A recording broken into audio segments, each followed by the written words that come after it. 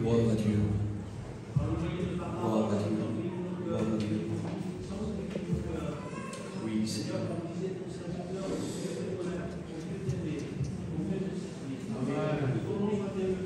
Merci Jésus-Christ.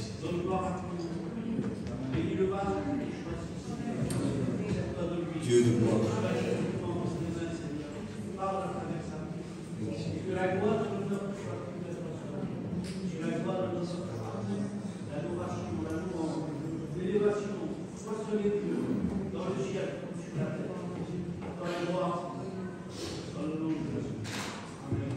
Gloire à Dieu.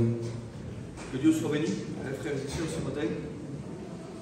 Voilà, que Dieu soit glorifié pour l'Église de Dieu, pour sa présence au milieu de nous aussi, pour les frères et les sœurs, pour le ministère du Saint-Esprit au milieu de nous, qui nous conduit dans toute la vérité. Voilà, je bénis Dieu ce matin de ce qu'on est ensemble, les frères. Mon cœur est lourd ce matin. Il y a un poids dans mon cœur. J'ai prié Dieu cette semaine et je disais, Seigneur, c'est toi qui fournis la semence au semeur. Et je disais, Seigneur, donne-moi ta parole pour que je puisse la dire à l'église ce matin. Je dis, Seigneur, qu'est-ce qu'il faut dire encore? Je dis, Seigneur, je ne sais pas quoi dire. Je dis honnêtement, frères et sœurs, je dis, Seigneur, je ne sais pas quoi dire à l'église dimanche matin. Parce qu'on entend tellement de messages, tellement de prédications, tellement de belles choses, tellement de vérités. Et je disais, Seigneur, quoi dire encore? Et je dis, Seigneur, aide-moi. Parce que j'ai besoin de toi. J'ai dit, aide-moi, Seigneur. Qu'est-ce qu'il faut que je dise à l'église? Et le Seigneur m'a ramené. Et Dieu m'a aidé. Et il m'a ramené à quelques notes que j'avais cachées dans ma Bible et qui étaient pour ce matin. Alors je bénis Dieu de ce que ce matin j'ai un mot de Dieu pour l'église de Béziers. Et ça, c'est important pour moi et c'est important pour vous aussi, frères et sœurs, que nous sachions que Dieu, non seulement ce matin, veut nous donner bien sûr une prédication, mais au-delà, Dieu veut nous parler, frères et sœurs. Dieu a des choses à nous dire. Et ce matin, je voudrais vous parler, avec la grâce de Dieu, d'avoir un cœur tout entier pour Dieu. C'est le message que le Seigneur m'a donné, d'avoir un cœur tout entier pour lui. Gloire au Seigneur. Et je vais lire un texte dans la parole de Dieu, frères et sœurs, dans l'évangile de Matthieu, au chapitre 24, au verset 12. Je vais le lire pour vous. Peut-être les frères vont l'afficher aussi. Matthieu 24, 12. C'est Jésus qui parle. Et il va dire ainsi, et parce que l'iniquité se sera accrue, c'est-à-dire que l'iniquité aura touché à son comble, l'iniquité aura grandi, se sera élargie. L'iniquité aura pris beaucoup de place. Parce que l'iniquité se sera accrue, dit Jésus. L'amour du plus grand nombre se refroidira. L'amour pour Dieu, l'amour pour les frères. Mais ce qui m'a touché et ce qui amène de la crainte dans mon cœur ce matin, c'est qu'il ne parle pas d'une minorité, il ne parle pas de quelques personnes, il ne parle pas de petits groupes, le Seigneur. Et quand Jésus parle, je vous promets que ses paroles sont pesées au millimètre près. Il va dire l'amour du plus grand nombre, l'amour de la majorité se refroidira. Je crois que le Seigneur veut nous parler ce matin, frères et sœurs, et nous ramener à l'essentiel, non pas nous ramener à une prédication ou à une note, à la note d'une prédication ce matin, mais je crois que le Seigneur, comme le dit l'Écriture, veut que nous ayons des oreilles pour entendre ce que l'Esprit dit aux églises. L'iniquité, je l'ai noté, je vous le rappelle ce matin, c'est un mot qu'il y a dans la Bible, on le retrouve souvent. On ne le retrouve pas que chez les inconvertis, on le retrouve aussi pour les chrétiens dans l'Église, puisqu'à un moment donné, même Jésus, non, plutôt l'apôtre Jean dira dans la première épître de Jean, il dira, si nous avons péché, nous avons un avocat auprès du Père, il est fidèle et juste pour nous purifier de tout péché et de toute iniquité. Donc nous voyons ici que l'iniquité n'est pas simplement quelque chose qui concerne les inconvertis, mais c'est quelque chose qui touche de près aussi, si nous ne veillons pas, eh bien, l'Église du Seigneur. Et le mot iniquité, je l'ai marqué, c'est un mot grec, je ne vais pas vous dire le grec parce que moi je ne connais rien du grec, quelques notions pour ma méditation personnelle, mais sinon je ne connais rien. En grec, ça veut dire l'absence de loi. L'iniquité, c'est l'absence de loi. C'est la violation de la loi. C'est le mépris de la loi. Non pas simplement de la loi de Moïse, puisque nous ne sommes pas sous la loi. Nous, l'Église de Dieu, rachetée par le sang du Christ, nous sommes sous la grâce. Et la loi de Dieu a été inscrite dans nos cœurs et la puissance de l'Esprit nous a été donnée afin que nous puissions marcher selon la justice et la loi de Dieu, mais par l'Esprit de Dieu. Donc il n'est pas question ici d'être sous la loi de Moïse. Mais l'iniquité nous rappelle que nous ne sommes pas sans loi. Nous sommes sous la loi du Christ, sous la loi de la foi. Et l'iniquité, c'est vivre quelque part, c'est vivre sans se soumettre à Dieu.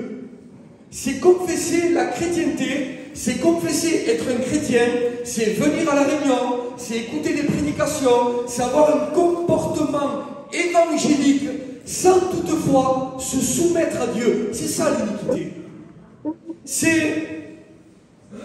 C'est vivre sans se soumettre à Dieu, c'est vivre dans l'indépendance. Et je crois de tout mon cœur, frères et sœurs, si nous sommes honnêtes ce matin, c'est que s'il y a bien un fléau qui touche notre christianisme aujourd'hui, c'est l'indépendance. C'est se cacher derrière des formes religieuses, des activités religieuses, sans toutefois se soumettre à Dieu, sans toutefois être entier pour Dieu. Parce que l'iniquité, quelque part, l'iniquité, le mot iniquité a une grande définition. Et le mot iniquité, c'est aussi avoir un cœur partagé. Un cœur qui veut de Dieu. Un cœur qui veut marcher avec Dieu. Pas de problème. Un cœur vrai, un cœur honnête. Un cœur qui aime Dieu quelque part. Mais pas un cœur tout entier.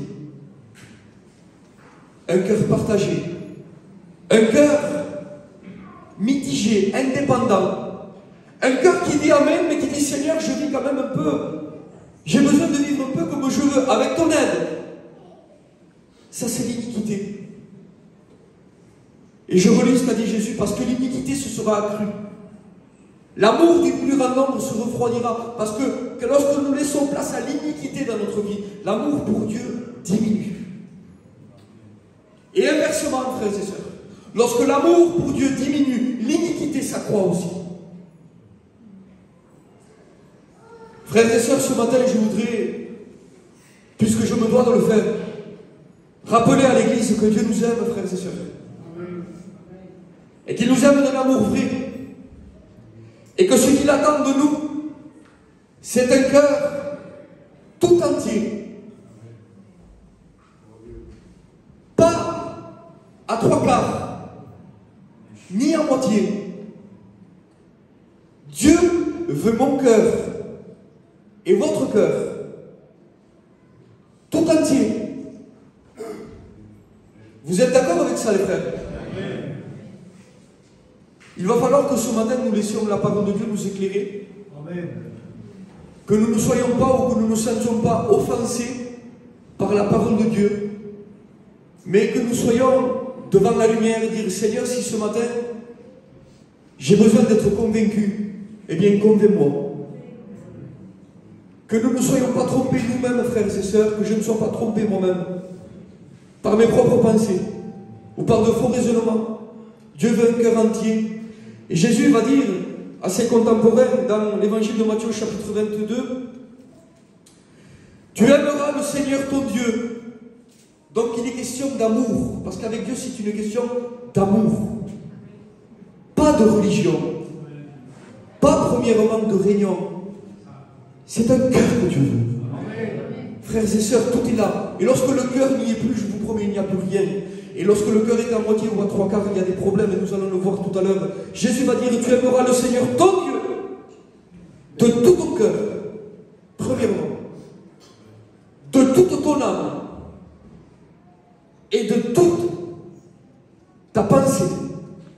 Voilà le minimum de l'évangile. Voilà le minimum du christianisme. Voilà le b.a.-ba de l'évangile. la vie normale du chrétien. Voilà la vie normale du pasteur, du prédicateur. Tu aimeras d'abord Dieu avant tout. Lui, de tout ton cœur, de toute ta pensée, de toute ta force, de toute ton âme. Tout pour lui.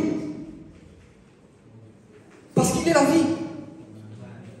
Frères et sœurs, et nous avons besoin de revenir, je le crois de tout mon cœur, à la simplicité de l'évangile. Et de ne pas nous laisser égarer dans d'autres choses aujourd'hui qui viennent et qui, malheureusement, je parle de notre christianisme, sont rentrées de plein fouet. Et qui sont des choses qui, aujourd'hui, malheureusement, sont difficiles à arracher du cœur du peuple de Dieu. Il faut une intervention divine, il faut la puissance de Dieu, il faut la parole et la puissance du Saint-Esprit pour nous libérer de certaines choses aujourd'hui. Lorsque l'amour de Dieu diminue, frères et sœurs, notre cœur s'ouvre à d'autres choses. Lorsque notre cœur n'est plus tout entier, lorsque notre amour pour Dieu est partagé, automatiquement nous sommes obligés de nous ouvrir à l'autre chose. Parce que le monde nous propose autre chose. Le monde n'est pas neutre. Le monde dans lequel nous vivons, le monde qui nous entoure, la société, le travail, tout ce que nous voulons, la famille, il n'y a rien de neutre autour de nous. Tout a un travail autour de nous. Tout est en travail. Tout essaye de venir, de nous accaparer, de nous prendre, de nous attirer, de nous remplir. Et lorsque notre cœur n'est plus rempli d'amour pour Dieu seul, il se remplit d'autre chose. Oui, frères et sœurs, il se remplit d'autres choses. Et je voudrais ce matin, avec beaucoup de simplicité, rappeler au peuple de Dieu que Dieu n'accepte pas un cœur partagé, frères et sœurs. Dieu ne tolère pas un cœur à moitié. Dieu ne tolère pas un cœur à trois quarts. Dieu veut un cœur tout entier pour lui. Parce qu'il nous aime. Les frères, est-ce que nous voulons ce matin être renouvelés dans la compréhension de l'amour de Dieu? Dieu nous aime. Et Dieu nous a rachetés, comme dira l'Écriture, non pas avec de l'or, non pas avec de l'argent, mais à un grand prix, par le sang précieux de son Fils Jésus-Christ. Et ce matin, nous sommes venus célébrer la croix, la mort et la résurrection de Jésus-Christ. Et tout à l'heure, nous allons mettre la main dans le plat, nous souvenant de l'amour de Dieu, le prix de l'amour de Dieu, le prix du sacrifice du Christ.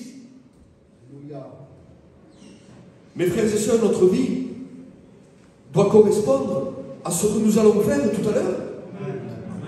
On ne peut pas, frères et sœurs, et comprenez comment je le dis, je suis avec vous, et je l'ai fait, mais on ne peut pas, juste au moment de prendre la Sainte Seine, dire Seigneur, pardonne-moi pour mes manquements. Non, non, non. Frères et sœurs, ce n'est pas comme ça avec Dieu. Dieu veut notre cœur. Dieu veut notre vie. Dieu nous veut tout entier parce qu'il a tout donné pour nous. Il a tout donné. Et il a fait de nous, frères et sœurs, la fiancée du Christ. Il a fait de nous, frères et sœurs, non pas un ami lointain. Il a fait de vous et moi et de nous ensemble ce matin le corps du Christ, la fiancée, l'épouse de Jésus.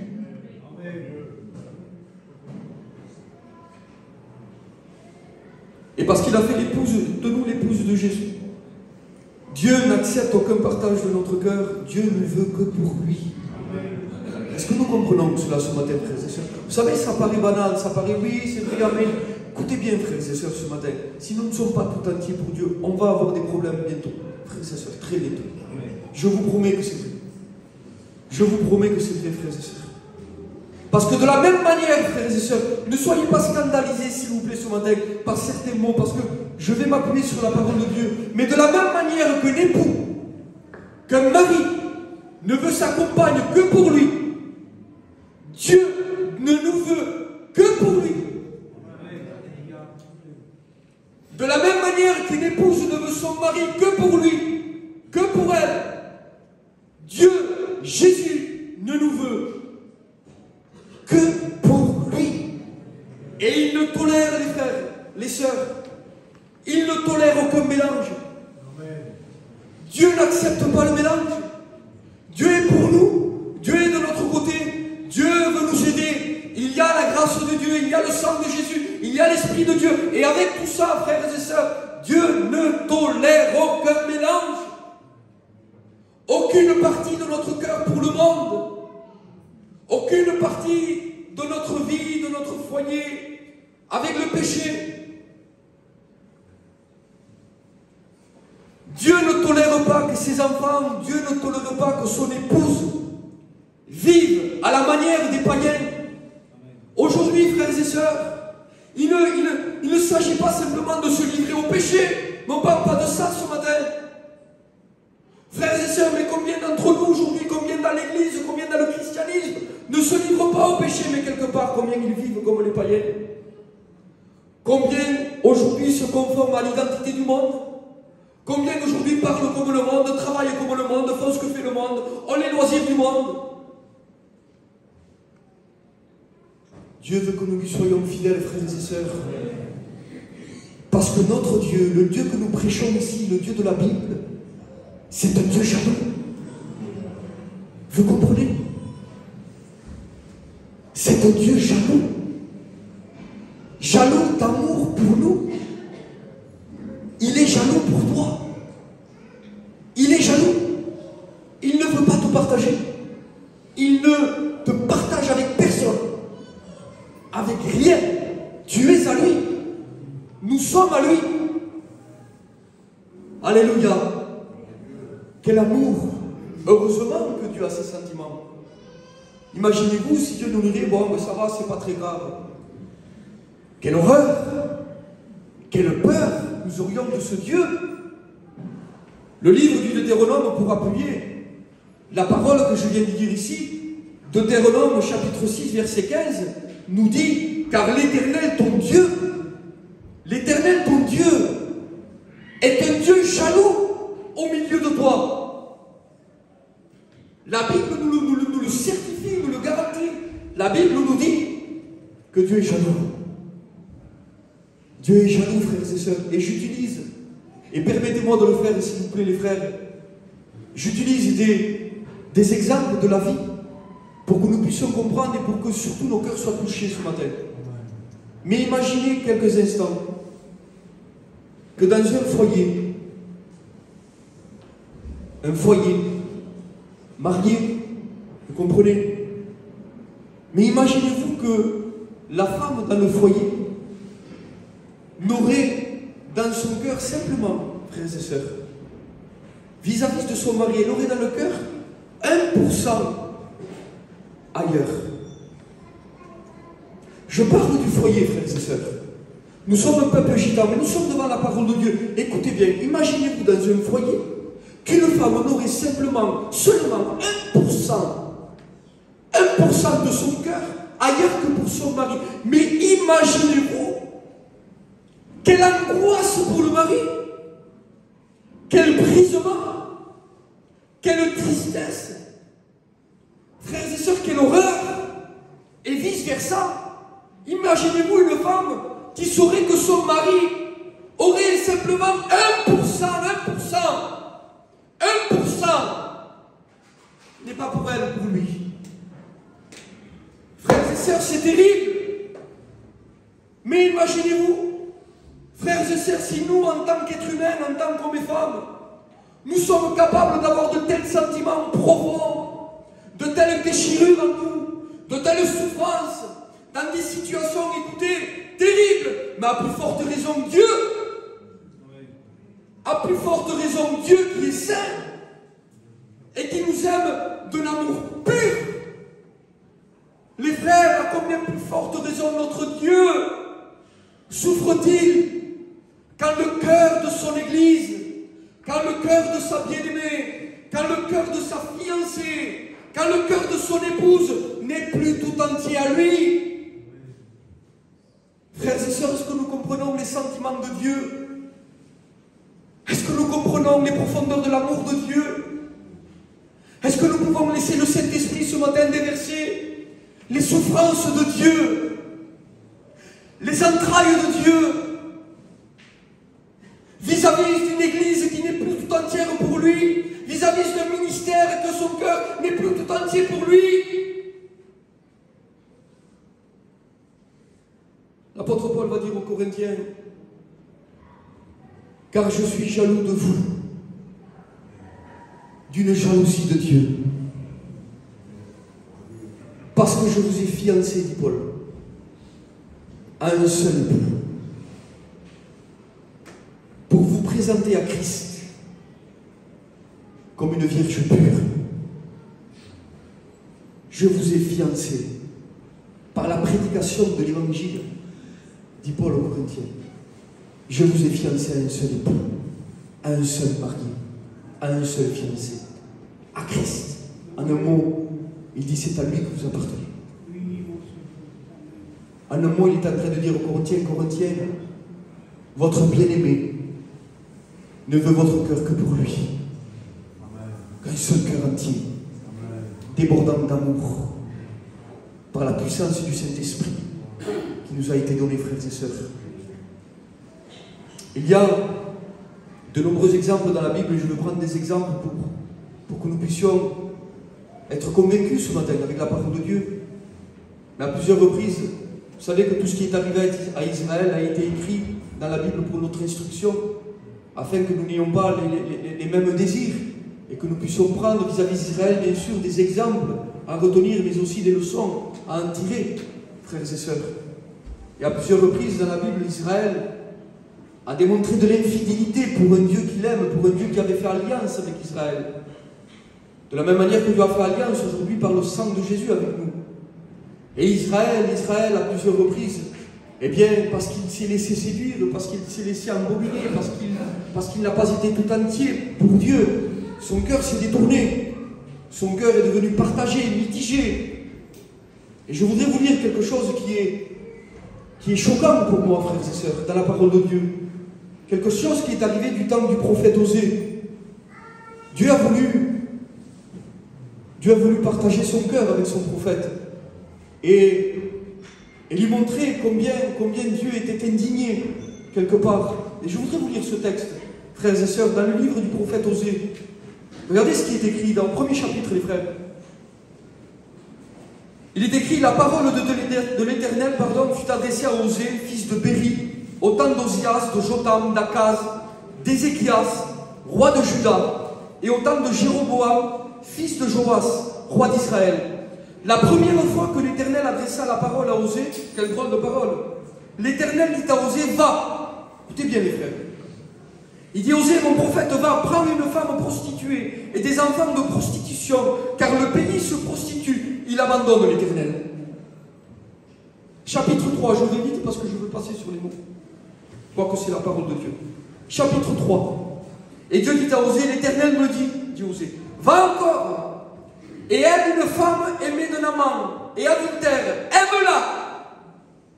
Aime-la, il dit Osée. Parce qu'il faut que le peuple sache que je l'aime, mais que je souffre. Il dit: aime-la, comme l'Éternel aime les enfants d'Israël, qui se tournent vers d'autres dieux et qui aiment les gâteaux de raisin, donc qui étaient offerts aux dieux étrangers. Frères et sœurs, le cœur du peuple d'Israël n'était plus tout entier pour Dieu. Israël connaissait les prédications, Israël connaissait certaines choses, mais son cœur n'était plus tout entier pour Dieu. Et Dieu va vouloir nous montrer avec quelque chose de très flagrant, de très frappant, quelque chose qui va amener le trouble à Israël. Il va dire à son prophète, Osée, il dit: prends une femme comme ça, comme ça, comme ça, comme ça. Et il dit: aime-la. Aime-la. Et des enfants avec elle. Afin qu'Israël sache ce que je suis en train de vivre, les souffrances que je suis en train d'endurer dans mes entrailles d'époux. Afin qu'Israël sache que son infidélité et son cœur partagé me causent des souffrances, me causent du trouble, est en train de troubler mon amour pour lui. L'infidélité d'Israël, frères et sœurs, va être dévoilée par rapport à ce que Dieu va demander à son prophète. C'était terrible. Imaginez-vous à la place du prophète. Je ne sais pas si nous réalisons ce matin, frères et sœurs, l'horreur. Ça paraît rien pour nous. Enfin, peut-être pas, je ne sais pas ce que nous ressentons ce matin. Je ne suis pas dans mon cœur. Mais imaginez, frères et sœurs, combien Dieu est indigné, combien Dieu est touché lorsque notre cœur n'est plus tout entier pour lui.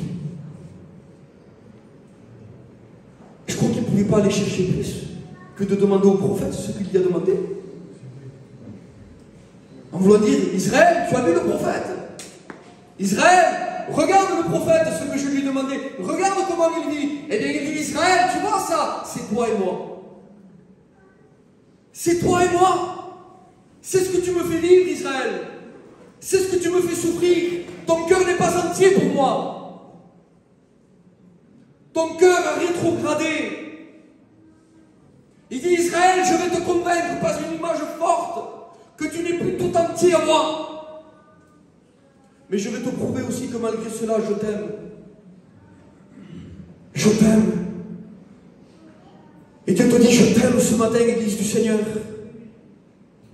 Dieu te dit, je t'aime. Mais je te veux tout entier. Amen. Je te veux tout entière, Église de Dieu. Je te veux que pour moi. Tu as du prix à mes yeux. Et je ne te partage pas. Frères et sœurs, vous ne connaissez pas ma vie, je ne connais pas la vôtre, mais Dieu nous connaît. Frères et sœurs, ce matin, je ne vous prêche pas pour prêcher. Je sais ce que Dieu a mis dans mon cœur. Et je sais que c'est une parole de Dieu ce matin pour l'Église, frères et sœurs. C'est une parole de Dieu pour l'Église. Et si jamais après le culte, nous passons à autre chose, si nous oublions les choses en allant manger au McDo ou ailleurs, écoutez, et que nous passons et que nous nous attendons à un autre culte, frères et sœurs, on va perdre du temps. Je vous promets que c'est vrai, on va perdre du temps. Dans le livre de Jérémie, le Seigneur va exprimer encore son amour envers Israël. Et il va dire, Israël, il dit, je me souviens, il dit, Dieu est nostalgique. Il dit, je me souviens de toi. Je me souviens de ton amour. Il dit, écoutez, essayez de ressentir les sentiments de Dieu ce matin, frères et sœurs. Il dit, je me souviens de ton amour quand tu étais jeune. Je me souviens de toi. C'était pas pareil, il dit. Lorsque tu me suivais, il dit, dans le désert, dans une terre inculte. Il dit, on était tous les deux. Imaginez combien Dieu est attristé, combien Dieu est peiné, frères et sœurs. Il dit, ton cœur était tout entier à moi. T'en avais que pour moi. Tu te levais le matin, tu t'empressais de prier. Tu t'empressais de te nourrir de ma parole. Et puis l'après-midi encore. Et le soir, tu t'es pressé d'aller aux réunions. Tu t'es pressé de voir les frères. Il dit, et pourtant, tu étais dans le désert. Mais dit, quel amour tu avais pour moi. On était au désert ensemble, tu étais appuyé sur moi. Peut-être, il dit, peut-être tu en avais moins. Tu avais moins d'argent. Tu n'avais pas peut-être le matériel que tu as aujourd'hui. Mais qu'est-ce qu'on était bien. Il dit, tous les deux, c'était pas pareil. On vivait ensemble. On avait communion, on parlait. On se réjouissait. Et puis il dit, ça c'est moi qui le dis, mais j'exprime ce matin des choses qui sont là. Et puis il dit, le Seigneur, ta communion avec moi n'était pas pareille. Ça passait entre moi et toi, on se réjouissait. T'en avais que pour moi. Il dit, aujourd'hui, c'est plus pareil. T'es plus dans le désert, t'es dans l'abondance. Mais finalement, frères et sœurs, même si aujourd'hui nous serions dans l'abondance, je ne sais pas, béni soit Dieu, mais même si aujourd'hui nous serions dans l'abondance, notre cœur n'est pas plus heureux qu'avant. Mais c'est vrai, on n'est pas plus heureux qu'avant avec tout ce qu'on a aujourd'hui. Peut-être que si on fait un bond en arrière, peut-être on pourrait dire, oui c'est vrai, avant j'avais presque rien. Mais qu'est-ce que j'étais bien. Qu'est-ce que j'étais bien avec mon Seigneur. Qu'est-ce que je vivais avec lui. Il y avait quelque chose que je vivais avant, que je ne vis plus aujourd'hui, que je n'arrive plus à toucher aujourd'hui. Ça, c'est un cœur partagé, frères et sœurs. Et c'est de cela que le Seigneur veut nous guérir ce matin. D'un cœur partagé. Parce que le Seigneur a tellement d'amour à nous donner, tellement de fidélité de sa part, tellement de bonté, tellement de grâce. Alors vous allez me dire, oui, mais ça, c'est l'Ancien Testament. Alors regardons, frères et sœurs, ce que dit la grâce. Regardons ce qui est écrit dans la Nouvelle Alliance. Regardons ce qui concerne l'Église de Jésus-Christ. Apocalypse, chapitre 2, verset 2. Je vais vite, frères et sœurs, parce que je ne veux pas vous porter de poids. Vous comprenez? Apocalypse, chapitre 2, verset 2. Il dit, je connais tes œuvres, gloire à Dieu. Ton travail, gloire à Dieu. Ta persévérance. Je sais que tu ne peux pas supporter les méchants. S'il y a un faux prophète, tu le dénonces. S'il y a des fausses doctrines, tu les dénonces. Tu vas voir le pasteur. Je sais que tu as éprouvé ceux qui se disent apôtres et qui ne le sont pas. Gloire à Dieu. Tu les as trouvés menteurs. Tu as de la persévérance. Tu as souffert à cause de mon nom. Et tu ne t'es pas lassé, il dit. Mais il dit, j'ai quelque chose contre toi. C'est que tu as abandonné ton premier amour. Tu as abandonné ton premier amour et voilà le reproche que Dieu nous fait. Il dit, tu m'aimes plus comme avant. Il dit, ça me touche, ça me fait du mal. Et quelque part, Dieu est en train de dire à l'église, non, il dit, ne t'excuse pas. Parce que cet amour, il dit, tu ne l'as pas perdu. Parce que si tu l'aurais perdu, c'est une chose. Il dit, non, tu ne l'as pas perdu. Il dit, tu l'as abandonné. Tu l'as abandonné. Parce que tu as cru pouvoir ouvrir ton cœur à des choses qui étaient supérieures à moi, plus merveilleuses que moi. Il dit, tu t'es trompé, c'est moi, il dit, le merveilleux. C'est moi, dit Dieu, qui suis capable de remplir ton cœur de joie, de bonheur, de paix. C'est moi qui fais fructifier ta maison. C'est moi qui te bénis. C'est moi qui est capable de multiplier les 10 € que tu as. Parce que l'or et l'argent m'appartiennent. Et tu n'as pas besoin d'aller à droite, à gauche. Je suis ton Père, dit Dieu. Et moi, je te prends en charge.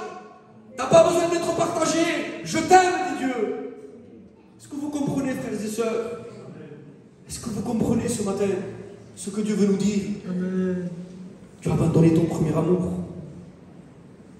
Et la parole de Dieu nous invite, frères et sœurs, non pas à être passifs, à être là, à dire oui, c'est vrai, Seigneur. Mais non, non.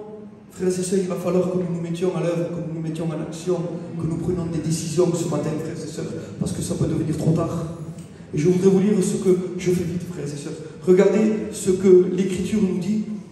Regardez, c'est les mêmes notions, c'est les mêmes choses que nous avons lues dans le livre d'Osée, et nous le retrouvons dans le Nouveau Testament. C'est Jacques qui parle à l'église de Jérusalem. Il était pasteur, semblerait-il, de l'église de Jérusalem. Et Jacques va dire donc à des chrétiens, et il leur dit, d'où viennent vos luttes? Il dit, pourquoi vous luttez comme ça? Pourquoi vous vous débattez? D'où viennent les querelles parmi vous? Comment est-ce possible? Des querelles au milieu du peuple de Dieu? Des querelles au milieu des frères? Des querelles au milieu des sœurs? Dans l'église du Seigneur? Ah non! Non, non, non! Non, frères et sœurs, d'où viennent les luttes? D'où viennent les querelles parmi vous? Il dit, n'est-ce pas de vos passions qui combattent dans vos membres? Il dit, vous convoitez, à mon avis, vous voulez toujours plus. Vous convoitez, vous ne possédez pas. Avec toute la souffrance que vous vous donnez, vous vous débattez, vous travaillez à fond, vous vous donnez à fond, et de toute façon, vous ne possédez pas. Vous ne possédez pas, il dit, vous devenez même meurtrier, envieux, et vous ne pouvez obtenir, vous avez des querelles, vous avez des luttes, vous ne possédez pas. Il dit, pourquoi? Vous savez pourquoi? Il dit, parce que vous ne demandez pas. Vous ne demandez pas. Vous utilisez votre savoir-faire, et vous utilisez vos forces, vous vous fatiguez, vous vous débattez, vous devenez méchant, vous vous querellez. Il y a de la jalousie, de l'envie. Écoutez, pardonnez-moi, frères et sœurs, ce matin, je vis de mon cœur. Sinon, je vais être mal tout à l'heure, vous comprenez? Vous comprenez? Vous ne possédez pas parce que vous ne demandez pas. Vous demandez, vous ne recevez pas parce que vous demandez mal dans un but, il dit. Dans le but de satisfaire vos convoitises, vos passions. Il va dire un mot fort, je ne le dis pas. Je dis infidèle que vous êtes. Ne savez-vous pas? Ne savez-vous pas que l'amour du monde est inimitié contre Dieu? Comme si le Saint-Esprit est étonné. Il dit, mais comment alors? Vous ne le savez pas? Vous ne savez pas, il dit, que l'amour du monde, l'amour pour les choses de la terre, est inimitié. Inimitié, c'est le contraire d'amitié, on est d'accord? Ne savez-vous pas que l'amour du monde est inimitié contre Dieu? Celui donc qui veut être ami du monde sera, vous connaissez la Bible, ennemi de Dieu. Parce qu'on ne peut pas être ami du monde et ami de Dieu. Ça ne va pas dans ma vie, frère. Je suis fatigué. Le diable m'attaque. Non, c'est toi qui t'attaques tout seul. Non, non, c'est pas le diable. Mais non, mais bien sûr qu'il nous attaque. Mais, frères et sœurs, quand je me suis mis des problèmes moi-même, Et je l'ai fait, ça m'est arrivé de me mettre dans des situations, ça m'est arrivé de mettre mes pieds dans le filet de l'oseleur. Mais c'est moi qui l'ai mis le pied. Ah, le diable m'attaque. Non, c'est toi, frère, c'est moi. C'est moi. Pourquoi? Mais parce que j'ai laissé de la place au monde dans mon cœur. Et mon cœur maintenant s'en ressent.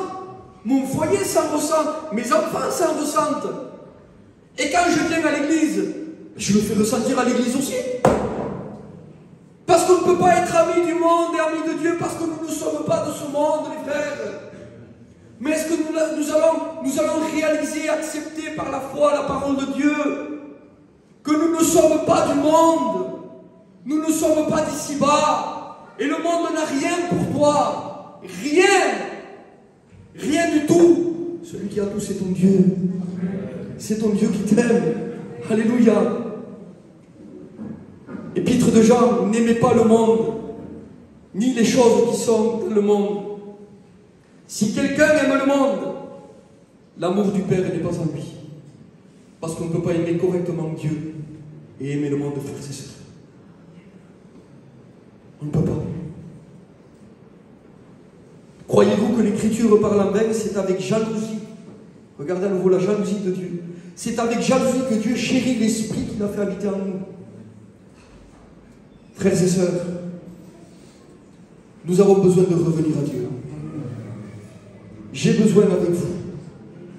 Et bien souvent, frères et sœurs, je vous ouvre mon cœur, bien souvent, si ce n'est pas par la parole de Dieu, si ce n'est pas par l'Esprit de Dieu, on ne voit même pas où on en est, frères et sœurs. On croit être dans le coup et parfois on n'y est plus. Frères et sœurs, et je bénis Dieu de ce que Dieu nous parle. Je bénis Dieu, frères et sœurs, de ce que Dieu veut nous aider encore aujourd'hui. Et je voudrais vous lire et terminer, conclure avec la solution, parce qu'il y a solution, mais c'est une solution, frères et sœurs, qui ne s'obtient pas en claquant des doigts. Il va falloir qu'on sorte d'un système. Regardez ce que nous dit Jacques encore, dans la continuité de ce que nous avons dit. Au verset 8, approchez-vous de Dieu, et il s'approchera de vous. Frères et sœurs, aujourd'hui dans nos réunions, presque on donne des ordres à Dieu. Saint-Esprit, descend. Saint-Esprit, viens au milieu de nous. Saint-Esprit, souffle. Et Dieu dit non, viens-toi. Il dit non, viens-toi. Frère, viens-toi, sœur. Viens-toi, il dit prédicateur, enferme-toi avec moi. Viens, Seigneur. Il dit non. Non, je ne viens pas. Il dit toi, viens. Parce qu'il faut qu'on parle. Je t'aime. Il dit viens. Il faut qu'on règle des choses. Il dit approchez-vous de Dieu. Et regardez ce qu'il dit. Et il s'approchera de vous. Il dit viens et moi je viens vers toi. Mais il dit toi viens d'abord. Viens et on va parler. On va parler. Et il dit, regardez ce qu'il dit, frères et sœurs, nettoyez vos mains, pécheurs. Comment nous, pécheurs? Nous, Seigneur, mais tu parles à l'église. Saint-Esprit, tu parles à l'église de Jérusalem. Comment pécheurs? Il dit oui, parce que vous vivez à la manière des pécheurs. Nettoyez vos mains. Les mains, c'est les actions. Les actions à la maison. Je parle pour moi, frères et sœurs, d'accord? Les actions à la maison. Les actions dehors. Les actions au travail, les actions avec le patron, les actions avec les employés. Mais toutes ces choses nous concernent ce matin. C'est des choses du quotidien. Nettoyez vos mains, il dit. Et il dit purifiez vos cœurs. Il dit vous avez laissé rentrer des choses, il dit purifiez vos cœurs. Il dit non pas avec votre force, je vais vous y aider. Je vais venir à votre secours. Je vais vous accorder ma grâce. Mais il dit purifiez vos cœurs. Homme irrésolu. Irrésolu, ça veut dire sans résolution. Un peu là, un peu là-bas, un peu là, un peu là-bas. Je continue, nettoyez vos mains, pécheurs, purifiez vos cœurs, hommes irrésolus. Et au verset 9, il va dire, regardez ce qu'il va dire, frères et sœurs, et ça, nous avons besoin d'une conviction profonde ce matin, sinon je vais repartir avec vous, puisque le message est pour moi aussi. Il dit, sentez votre misère, il dit, ne restez pas insensibles. Il dit, sentez votre misère si vous avez un quart de votre cœur pour le monde. Sentez votre misère. Soyez dans le deuil. Soyez dans les larmes. Et regardez ce qu'il dit. Il dit que votre rire se change en deuil. Et la dernière fois, je réfléchissais, je disais, Seigneur, même dans ces situations, on est capable de rire. Comme si tout allait bien. Il dit, non, ne ris plus, il dit. Mais plutôt que ton rire se change en deuil parce que tu es en danger. Et il dit, et que votre joie Que votre joie, il dit, que votre joie éphémère peut-être, se change en tristesse, en repentance, en deuil, et pas tenu par des faux sentiments. Frères et sœurs, nous sommes l'Église du Seigneur, et nous ne pouvons pas, frères et sœurs, nous ne pouvons pas faire comme les autres du dehors. Oui, mais là-bas, ils font comme ça, oui, mais toi, tu ne le fais pas.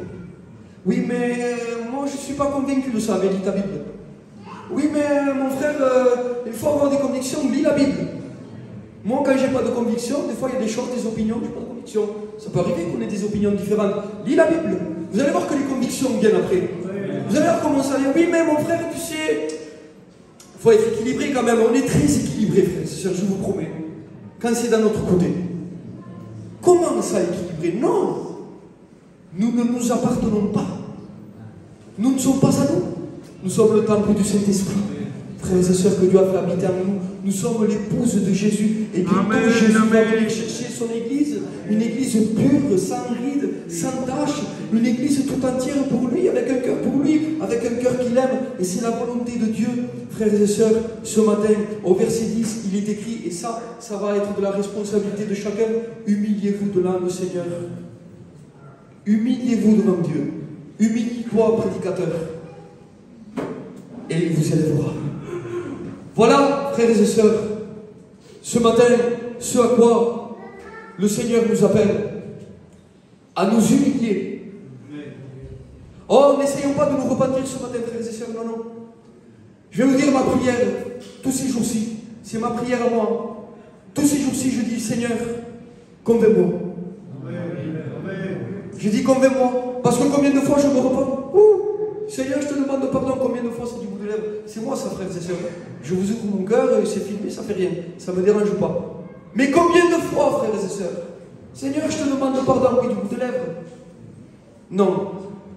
Demandons à Dieu, peuple de Dieu, si nous aimons Dieu, si nous sommes enfants de Dieu, ce matin, nous allons dire à Dieu, Seigneur, convainc-moi.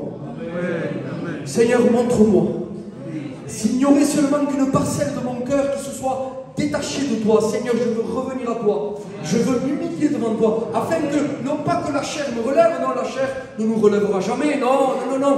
Nous sommes au bénéfice de la grâce de Dieu, mais afin que lui nous élève, alléluia, afin que lui nous relève, afin que lui nous sorte de l'état dans lequel nous sommes aujourd'hui. Je ferme la Bible parce que j'ai dit ce que j'avais à dire, et je crois qu'on peut éteindre la caméra, hein, Yanis, parce que